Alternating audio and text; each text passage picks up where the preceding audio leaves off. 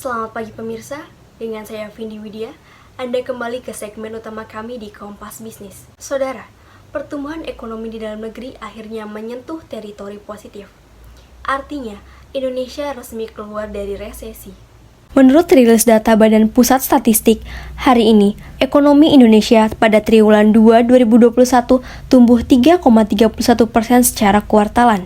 Sedangkan secara tahunan, pertumbuhan ekonomi Indonesia kuartal 2 menyentuh 7,07% setelah 4 kuartal sebelumnya berada di zona negatif. Peningkatan mobilitas sepanjang April hingga Juni kemarin mendorong tumbuhnya konsumsi rumah tangga. Selain itu, industri pengolahan juga memberikan kontribusi signifikan. Angka 7,07% ini memberikan klarifikasi kepada kita semua ya bahwa dengan membaiknya penanganan kesehatan kesehatan COVID-19 ini penanganan kesehatan atau penurunan kasus hariannya itu akan mendorong mobilitas masyarakat yang semakin baik dan pada akhirnya itu memberikan klarifikasi ekonomi kita membaik gitu.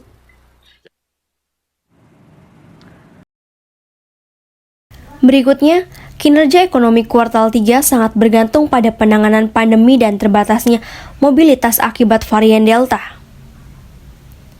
Pemerintah akan menjaga mesin pertumbuhan dengan cara meningkatkan serapan belanja pemerintah serta investasi.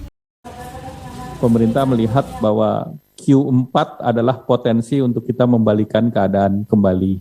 Dan kita memperkirakan di Q4 secara year on year, itu perekonomian karena kita punya tabungan di kuartal kedua sebesar 7,07, maka diharapkan angka 3,7 sampai dengan 4,5 year on year di akhir tahun itu bisa dicapai. Mantan Ketua DPC PDI Perjuangan Kota Salatiga, Teddy Sulistyo, akhirnya buka suara mengenai alasan pengunduran dirinya.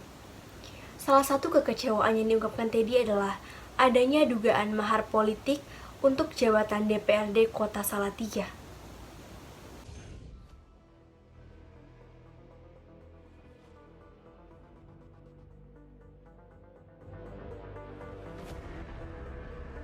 Gonjang-ganjing mundurnya Ketua PDI Perjuangan Kota Salatiga, Teddy Sulistyo, akhirnya terjawab. Salah satu alasan dirinya mundur diantaranya soal aturan partai yang tidak dibedakan. Semisal, komunikasi PDP-PDIP ke kader tingkat bawah yang dinilai tidak lagi berjalan dengan baik. Ya, sehingga saya bereaksi seperti ini. Tapi sekali lagi, ada hal-hal yang tidak bisa saya publish. Saya tetap equal dur mendem jero partai ini. Saya tetap kader partai. Kritik ini saya sampaikan karena saya terlalu mencintai partai ini. Di tengah ada orang lain yang pura-pura mencintai hanya untuk kepentingan pribadi.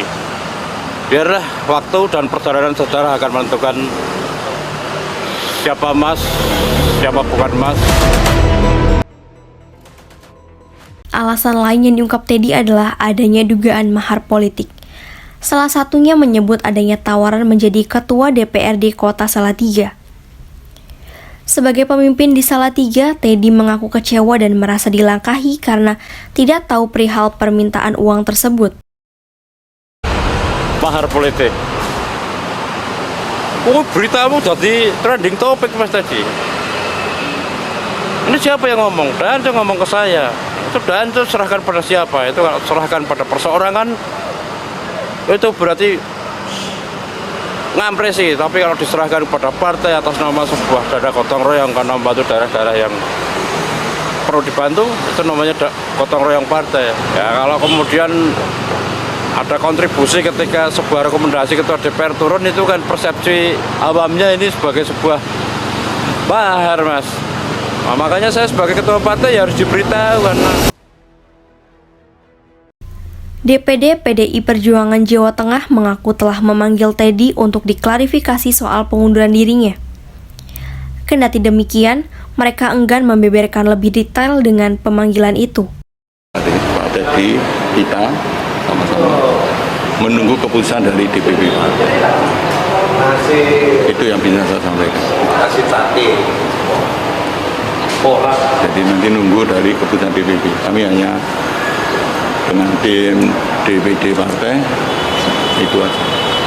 Dan tim khusus karena beliau sudah tahun semua.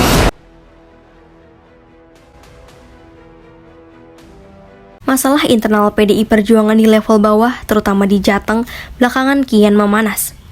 Sebelum mundurnya Teddy di kandang Partai Banteng Bermoncong Putih ini juga diterpa seteru gara-gara dukungan pencapresan Ganjar Pranowo oleh Wakil Ketua DPC PDIP Kabupaten Purworejo, Albertus Sumurgo. Sebutan celeng pun muncul dari kader yang dianggap keluar dari barisan hingga berujung pemanggilan oleh pihak DPP PDIP Perjuangan. Tim Liputan Metro TV. Selamat pagi pemirsa, kembali lagi dengan saya Vindi Widya. Menteri Pariwisata dan Ekonomi Kreatif Sandiaga Uno mendorong tingkat kunjungan wisatawan, berkoordinasi dengan pemerintah daerah untuk membuat kegiatan di desa wisata.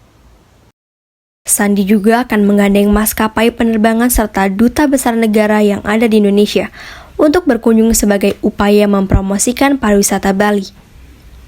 Beberapa kegiatan nasional hingga kegiatan internasional akan digelar di desa pariwisata agar wisatawan betah berada di Bali. Namun, Sandi juga mengimbau wisatawan dan para pelaku pariwisata di Bali untuk tetap disiplin menerapkan protokol kesehatan. Nah, ini adalah tugas kami beserta seluruh pemangku kepentingan. Makanya hari ini juga saya ucapkan terima kasih dari masyarakat pariwisata juga hadir, Singapore Airlines, Nawacita. Bagaimana caranya juga pemerintah nanti akan buat beberapa kegiatan di sini, mungkin dari kabupaten, dari provinsi, dari nasional juga.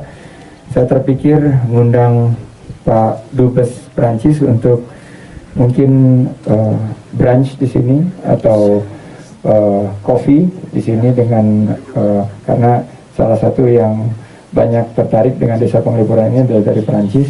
Yang perlu kita perhatikan adalah protokol kesehatan dan juga kepatuhan kita. Dan mudah-mudahan kita lihat ini dengan berjalannya vaksinasi mulai minggu ini, sektor pariwisata dan ekonomi kreatif, terutama desa wisata, bisa lebih cepat bangkit.